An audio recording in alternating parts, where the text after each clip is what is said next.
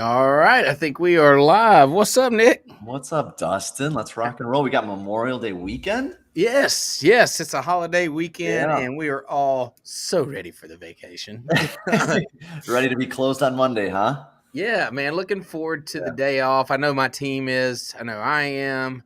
I think the It's listeners, they probably know it too. You know what I mean? Memorial, this is oh, this is like this is go time. it is. It is. I'd be surprised if anybody's listening. They're probably all already drinking at the bar. No, man, it's a good show, good weekend. We're gonna continue our talk about branding, but it's gonna be a little different today. So we talked about branding and how to associate other brands with your brand or Mhm. lack of association, whichever side of the road you fall on. And I believe there's. I'm so sorry. There we are. Uh, He's getting called back into the shop. yeah, you're looking at the new shop manager of EZN now. That's By the awesome. There you way, go. Put that on the I, add I that don't to know. the list of titles, right? I don't know if that was a promotion or a demotion. Was I demoted to the? Before we even start, is that you got the walkie-talkies? Are you guys rocking with walkie-talkies over there? Oh, we have radios, man. Yeah, God, absolutely. you guys are so cool over there, We man. have to, dude. It's 6.5 acres. You will walk yourself to death. Yeah, that's how you get It's your steps in, you yeah, know? y'all. You don't miss the steps. I can assure you. No, so we're talking about branding, and last week we talked about tying other brands to your brand. Mhm. And I think there's absolutely a scenario where you do it. I just think that it's all in how you handle it. Now, this week we want to talk about your brand versus you. So, Mhm. like most detailers, or at least most of them, start out where there is no real brand. It's just Dustin or Nick detailing. You know what I Yeah. mean? We may have a name, and we did have a name, but outside of that, people came to detail because Dustin was here detailing and Nick was there detailing. Yep. And I think the show topic today and the discussion should be how and when do we separate ourselves from our brand? And And I I think just want to kind of. that word Mhm, separate's interesting. You know what I mean? mhm. It's like, hey, it's not just like, hey, there's a brand and then there's me. It's sort of Yeah. like just figuring out the role in how that plays with the day to day, with the Yeah. business in general. So I think Mhm. that's an interesting way to put it. Yeah, and I think as you grow, you inevitably that separation has to start to come because if everybody's coming just for you and not for the brand, then you're kind of trapped by that. You're Mhm. you're stuck in a sense as all the customers can deal with you. They only associate good detailing or the ability to detail to you and not the brand. And so I think that those that separation has to be made, but to what level? And when does that Mhm. start? And how does it start? I mean, there's Yeah. a lot of good stuff there. I think the first thing that sort of like you said that comes to mind is like, and I know we're going to get into it a little bit more, but as you grow and you add these employees, it's Mhm. elevating them. So, hey, Yeah. guess what? When you do that, maybe they talk to me on the phone, I booked them. I'm like, yeah, super excited for the service. When you turn in the car, you're like, hey, Arturo took care of this car. Sergio took care of this car. Yep. You know what I'm saying? Yep. And then what happens is all of a sudden they're like, hey, I got to be with that. That guy takes good care of my car. I want to be with that person. And then guess what? They're not coming for me. They're coming for the service. They're coming, you know That's what I right. mean? Elevate that person. We saw it on the car detailing side. We see it on the dog grooming side as well. Um, Absolutely. of Well, elevating. and it's part of making yourself seem bigger. One thing that I used to do back when it was just me is I Mhm. never said I was doing something. I always said we. Even if Yeah, it was just me, I said, we did this or we did that. And I was always trying to make myself seem bigger, to yeah. the customer. So it wasn't just me. So that started early in my, business was trying to create, I guess, that separation. Yeah. Let's get that. Let's get that origin story. Let's hear that Yeah. EVN origin before we jump into the splash. Origin, man. Yeah. I started just like everybody else, dude, under a carport with brushes and scratching everybody's stuff up, and for real, I did, and I mean seriously. So started back. It was just myself, and I hired a guy. His name was Marcus, and it was me and Marcus, and we detailed everything for everybody, for Yeah. years. Cars, Um, boats, pretty much anything that came on the lot. yeah, I mean, we started with boat. I mean, well, we started with both, but we were known Okay. for our boats. I mean, we're Okay. a very large boating community, and I had boats, and I always kept my boats detailed, and so people knew of that, and so they wanted to use us for that. I mean, we started very humble though, under a carport, and then I had some property right down the street from where we're at now, and ran business there for a couple of years, and then was able to buy some property down the street, which is currently where we're at now. And it was old and dilapidated. I think Chris actually has a picture of it here. You Look could at that. when I bought it. He was a diamond in the rough. Let's just say that. That's awesome, man. And you got the little smart car in front of it. You got your little mark. That's branding right there, right? That was I'm my guessing. loaner car. Oh no! Well, that's good branding for the loaner company. Everybody, yeah, absolutely. No, so we loan. No. That's our car. Yeah, we loaned it to people while they had detailing. Oh, I gotcha. Yeah, Yeah. no, that's So awesome. yeah, because it got so much attention everywhere it went. But yeah, you can see. I mean, the property was dilapidated. It had sat vacant for 7 years, Mhm. and we went in and cleaned it and just did so much work to get it to where it is now. But but it didn't start there. It started under a carport. It started, humble beginnings. Just like a lot of you detailers out there, it was just me. It's just me and a helper. But I did treat it different. I always treated it like a business. It was a business. It was business first. I was always trying to create that separation, even though if I'm doing the work, it was always, like I said, we did this and Easy In, did this. I always referred to the brand because I knew that if it was just me and I was just and everything was me, then creating that separation was going to come harder at a time. And even though it's already hard enough, the more you focus on yourself in that, the harder it is to differentiate yourself from the business. Gotcha. Yeah, no, Yeah.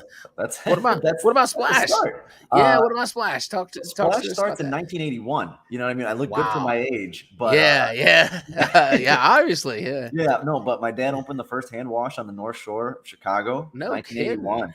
and That's amazing. yeah, and it's something where again I was a kid, right? Same way I'm doing with Parker is 5 years Yeah. old there and just at the shop. You know what I mean? Yep. There's shop dogs and there's shop kids. You know what I mean? Yeah. I'm there. Use just the shop kit. Yep. Yeah. And I was just there trying to just grasp as much as I could. You know what I mean? Sure. And then comes the opportunity, to build Splash. And, it was really interesting because I wanted to make sure that I had those elements that I saw, in these other car washes that we've had. And I wanted to be the one washing the car and not behind the desk. Not because I didn't want to do that. It's because I strongly felt that for a business to be successful, it has to be because of the process, the people, and the service. You know what I mean? Like instead of someone just coming to see me. Well, yeah. The thing is, as the owner too, it's important for the owner and or the manager or anybody to understand the process and know how to do it. So, recently we went through a shop manager change, and I think some of the issue that we faced there was his lack of detailing knowledge. And I think that the reason I have so much respect in my shop is because I know exactly what they need to do and how they do it, and I can do it myself. And I think you probably have that. Yeah, and I think that's something well. that's a great point. And bringing it to branding is like, hey, they build that trust in you, knowing that hey, no matter what, Nick's there. You know what I mean? Right, that umbrella is there for those when you're first starting out, first couple years. Man, those first couple years are rough. You know it. They are. And it's a thing of every customer, they're checking the car, they're working on the car, you're there doing all these different aspects. And then as the years go on and you still have those same customers there, they just know, okay, look, Splash has got it. I'm just taking my car there. That's right. It just builds over time. So thinking about this brand here, thinking about your business and I'm owner operator and I don't know when I'm going to hire. Why do I need to separate that? And, I think that maybe there's a situation where you don't. Maybe you have no intentions of hiring, or if you do, it's just going to be a helper. And I am, I'm the detailer that wants to be the face of this. I want to be the guy, or the girl, let me make it right here. And so there's a situation where that may be applicable, right? Yeah. I think if you're trying to be on that super high end, where you're doing the job, and then forget the brand is you, and that's you. Again, I think it comes down to the vision.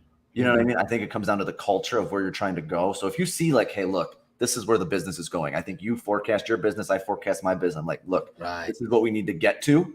And again, for me, full hand car wash, we got all these employees, right? That culture was the most important thing for me to set in the beginning, right? When it was me and 3, 4, 5 other guys, right? Yep. I said to myself, I'm going to be the one in the trenches and build that culture from the bottom up versus me on the phone, me on the cashier side, because that part of it is not as important as the culture in the trenches, because that's who we are. And I think of my employees as an extension of myself, and I rarely call them employees, by the way. It's our team. That's the way I look at it. It's not like a thing. So they're just an extension of me, and so when we talk about creating separation from everybody has to talk to Dustin to do business with, they should be able to talk to each one of our team members and get the same thing that I would do. Right. Yeah. And so setting these guys up to understand my values and what does this company value, what's important and what's not important. Yeah. And when you interact with the customer, making sure that is the goal and then what the focus is on. And so like that's step one, right? You have to instill that into whoever you're about to, wherever that separation is going to come from. Like the attention's going somewhere. So wherever that attention goes from the customer has to have the same values and the same mindset and goals that you have. So that way that lives on.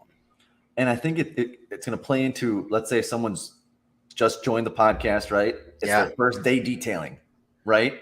And they've got to decide where that business is going and put those procedures into place to that first car. You're the one doing it. You're the one mobile. You're the one that just walked in your shop, right? Mm-hmm. But you've got to, again, you're going to fail along the way, but you're going to try and make it seem like you've been there for 5 years. Absolutely. Like you've been there for 10. Absolutely. And then as those years go by, now you're on year 2. Maybe you've got 1 or 2 guys with you. You got your team growing.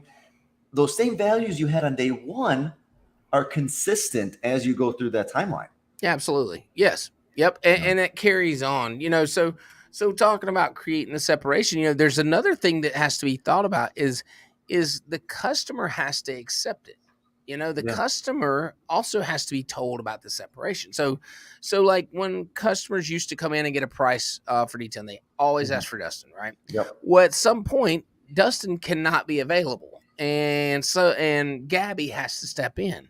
Yeah. And so the customer now has to understand that they're interacting with someone else, but the results are still the same. Yeah. And so the customer, teaching the customer that they can interact with other people in the company and get the same results is just as important as teaching the employees or your team, that how to continue to give results the way that they were given under your watch. That back and forth between existing customers, those guys with you from day 1, right? Yeah. And someone just moved in the area, right? They just moved down the road from you. They got a boat and they want to go to Easy End.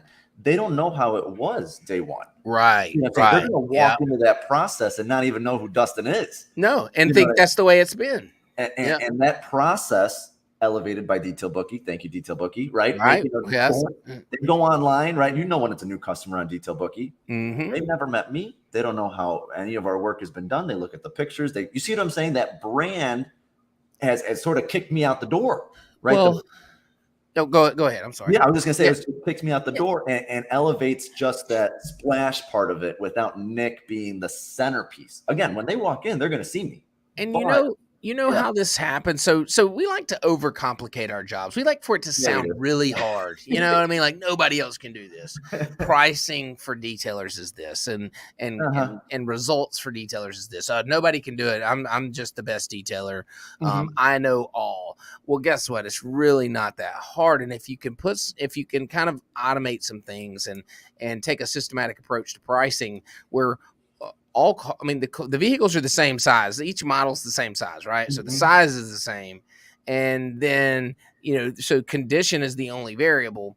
But if we can rate condition, then we can price it based on a rating or something like that. Like it's very doable for anybody to do my job, and I'll cut you off just on that condition part, right? I know it's not a, pricing show, but then it's also playing the numbers game and understanding, for every car that comes in and you know what they look like and they're scary, you're going to have one that's going to be like, man, this is the easiest car I've ever That's done. half the work. That's You know half what I the mean? work. So Yeah. when you're at scale, you know what I mean? It's better to create the customer experience, elevate the brand, and not try and get an extra $25 because they got a really dirty cup holder. You know And what I mean? consistent pricing Mhm. is key. So like, you know what, it's a little bit dirtier now. Like, are you charging me less because it's clean?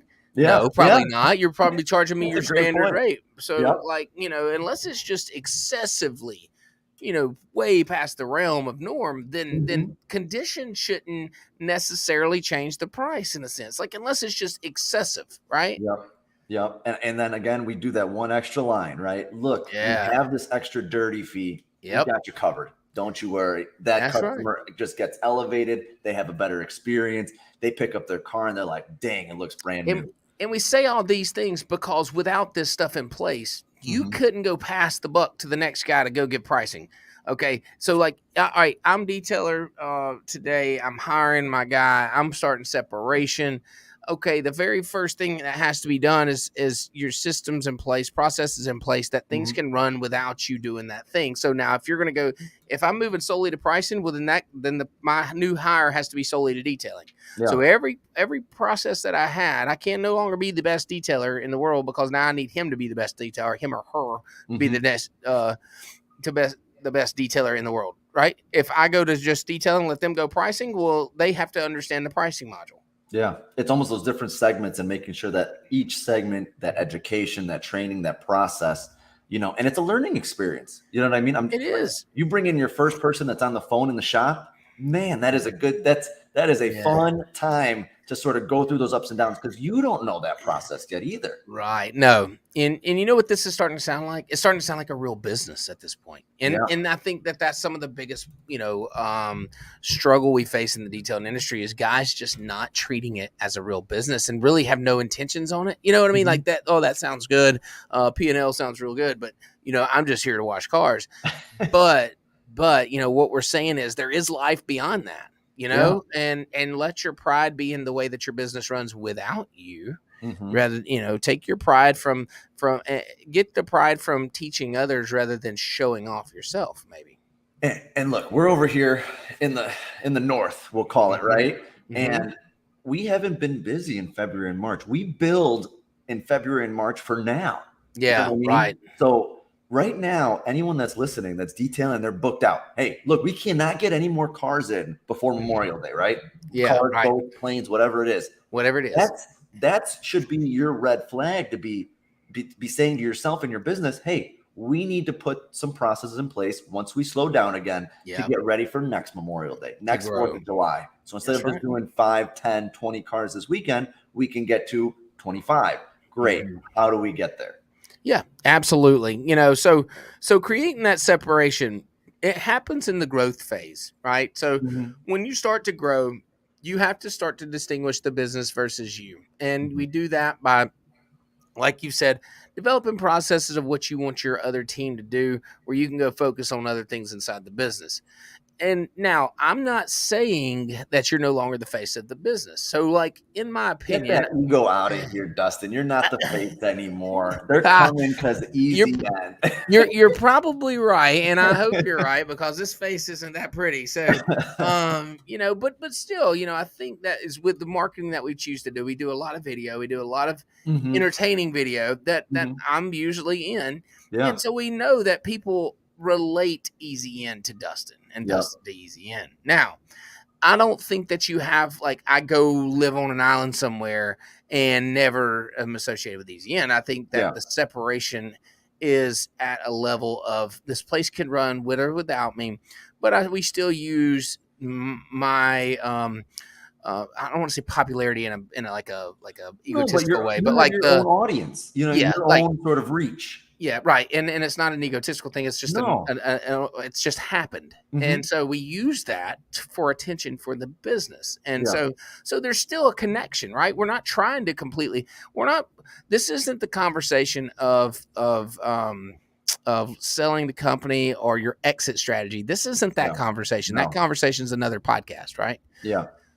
This is all about like just enough separation where you're just not where people aren't just coming to find Dustin Jackson or Nick to do the detail. I think it's the scaling, right? It's just the Yes. conversation of using branding to scale. And in that process, guess what? You've got more responsibilities. You're not going to be able to touch and see and interact with every customer, right? And or vehicle. So it's just it's a natural process that it should be discussed. It should be thought about before it happens. Absolutely. Save people some time and headache for sure. Agreed. Yeah. So, it's interesting. I think this conversation is a fun one. I think that people are going to struggle. I think detailers are going to find that it's harder than they think to start that separation because customers are relentless. Let me tell you something. It's taken years for me to not get blown, for people to not ask to speak to Dustin when they're calling in for a price and then say, hey, I'll wait on him to call me back. Okay. Like they will keep going through the process with someone else. They still ask for me a lot. But he's in a meeting. How can I help you? And I need to get a price on such. Oh, you do the meeting. I tell them pick a tropical island. If they ask permit, I say, look, pick any place in the world. Say he's in Fiji. I'm actually on the dog side. Right. You know what I mean? I tell them, look, that's one hilarious. question I had for you is when a customer comes in, let's say that you haven't seen them in a minute and they're like, man, you're never here anymore. Oh, it happens every time. It happens all the time. I know. How does that make you feel? Because initially, maybe, you know what I mean? Like I felt sad. I was like, man, I know, man. You know them well. You've seen them for years. And for whatever reason, maybe they've come in 2 or 3 times for a car wash, a detail, whatever. Oh, and it happens to a few of them, and they do, and they legit think that you're never here. Yeah. And when you're thinking like, I turn more hours here than anybody in this company, like, I'm here 7 days a week, and I'm so sorry I missed you. You know what I mean? But, I think what's important, and again, this I don't know if this is right or wrong. It's the fact that they're still coming back. They're still coming back, with or without. And they're happy with the service. I'm like, man, I'm so sorry I missed you. How's the service? You see what I'm saying? That's where I get the best honest feedback of what we can improve. I love it. That's how I take it now because there's just, it's just hard. It is hard. And it's hard when this is your baby. Like all of our businesses start out as our baby, right? Yeah. And as it grows up, it's flying the coop and you have to be willing to accept that. So, when you hear those things or you're never here anymore, or do you still work here? We get all the comments, and it's funny. I get it. Like they don't see me as much, but it's also hurts. sad. It hurts. Let people know that it hurts. It does. Okay? Yeah. Just be ready for it. You're probably going to tear up a little bit when it happens. But it's part of it. So it's a good time there. But I wanted to get your feedback on that because I know I got that the other day. Graduation season, you're graduating from one job at your company and moving on to the next, and so there's transition change. There's always a challenge to it, but just know that. And I say this a lot, like if you're the only person that can do one thing in your business, that thing, then you're going to be the only person that does that thing, and nobody else can do it, and nobody else will do it, and you're trapped by that. Yeah. But if anybody can do, your job, okay, that's the way you should be building your business. Is anybody can do my job. Like if I'm out, you do my job. Okay. You gotcha. We're not building rocket ships. And if we were, there's a process to that too. These guys aren't just inventing this shit along the way. There's processes in place. Yeah. And I think I could do it. I honestly think I could build a rocket ship. I think, Dustin, you know what? That next venture is just EVN rocket building. Not happening. Not happening. There's no more adventures. My checkbook says that. No.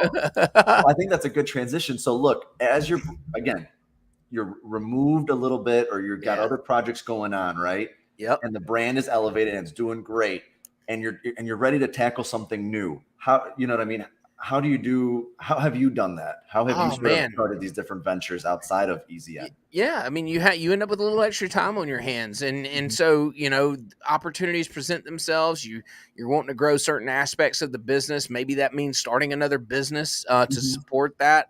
And I think you do that, and you treat it as if it were, you're just like, the detailing business when it was coming up. You get in there and you work hard, and then you grow out of that. And so, it happens organically. And if you have an entrepreneurial mindset, not that in your blood, it's kind of a blessing and a curse, right? We get bored quick. I know I do. I get bored quick. I want to create, like the fun stuff is solving the problems and getting it going. And Yep. then once it's going and making money, I'm like, that's no more fun. Once Like, that Rubik's Cube is solved, you know what I I mean? mean, yeah, what is it then? A paperweight.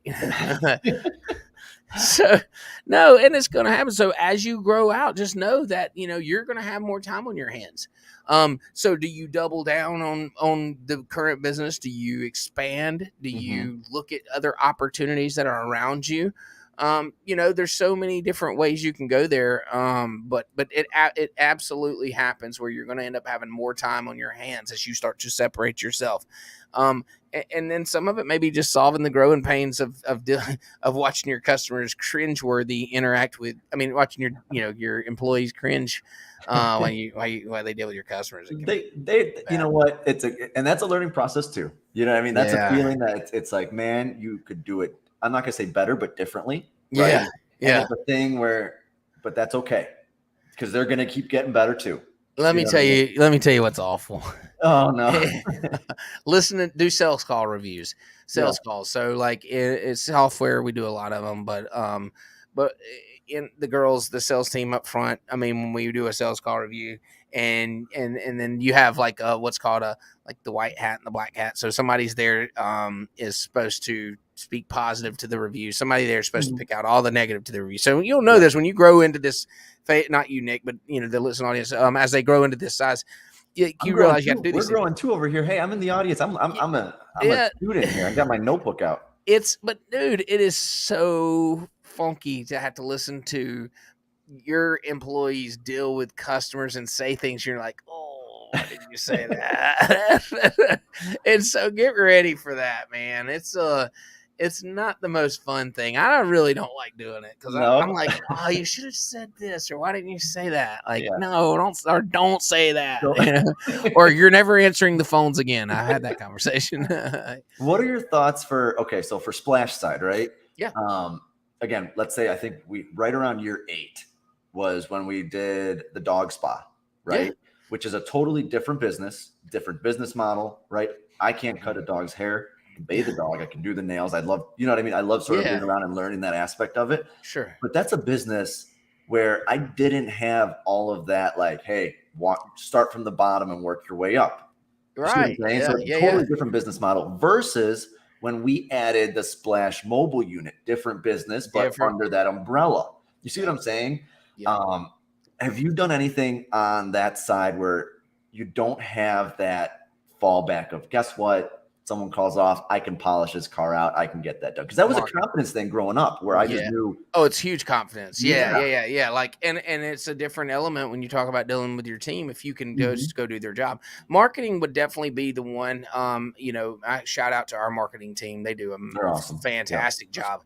But yeah, like the only experience I had was just doing my own stuff, and I have a very strong opinion about the way our marketing should be done, but execution and how it should be done. And I was way off the mark. I mean, when I hired Madison, she was like, holy shit, Dustin, you're doing everything wrong. No, you're out, Dustin. Yeah, literally. I mean, and then, the fallback for me was, right, and I think you're going to say it's the same for you, was that the business process, the culture, right, was how I ran the business. Doesn't matter. Absolutely. What it's the integrity and your values, people right, and those values of guess what? That's scalable across any business.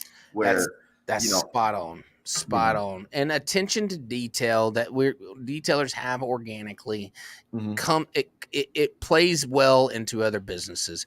Your willingness to get things right and to spend the extra time. It does play well into other businesses. And then, of course, like you said, the values. I mean, what you've said, what made your detailing business great will make any other business great in the world. You just got to, put those things into place and make sure that your team believes in that as much as you do.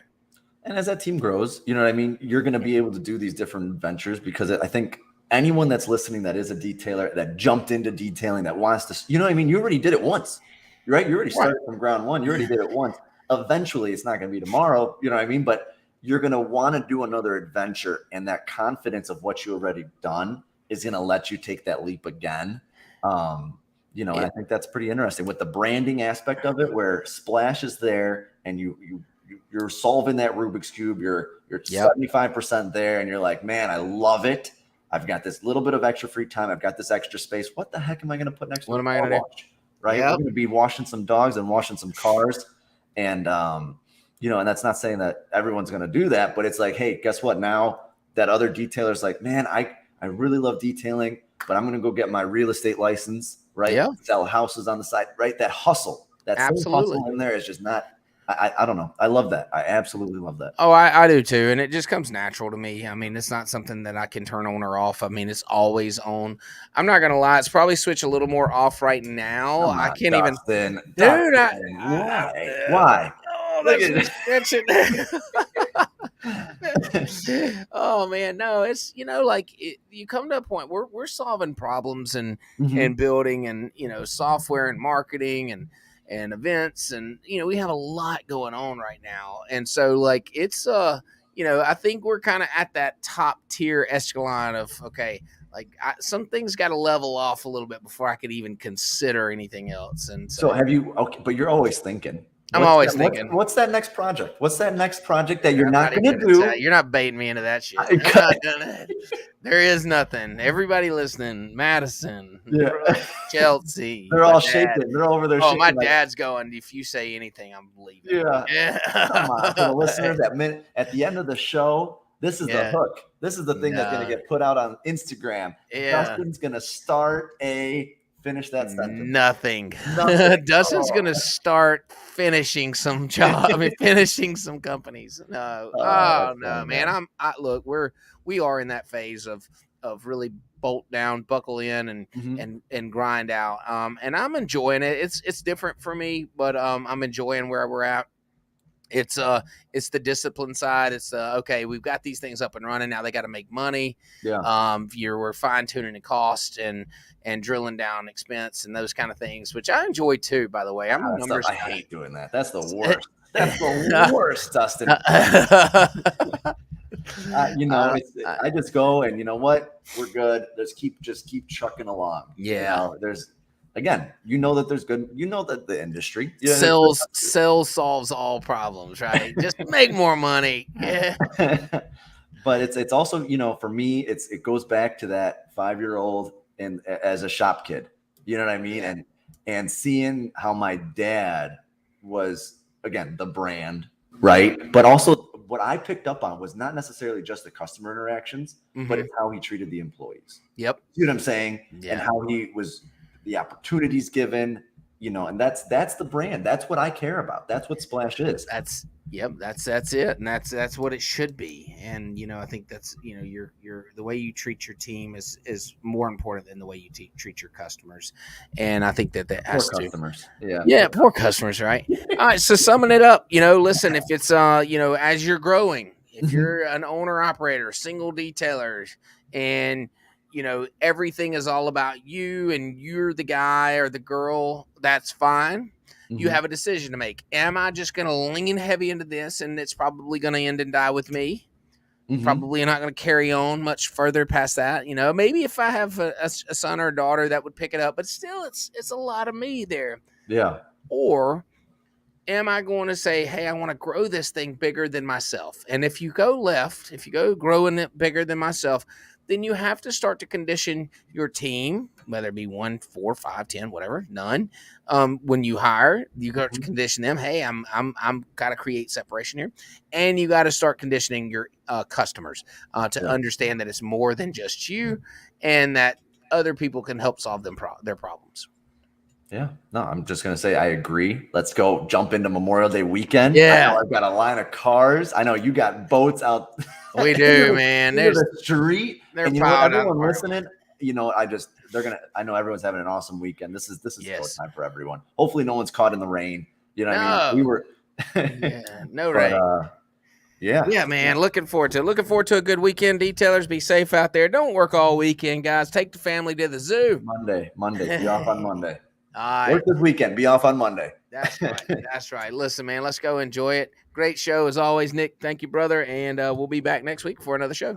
Appreciate you guys. Thank you.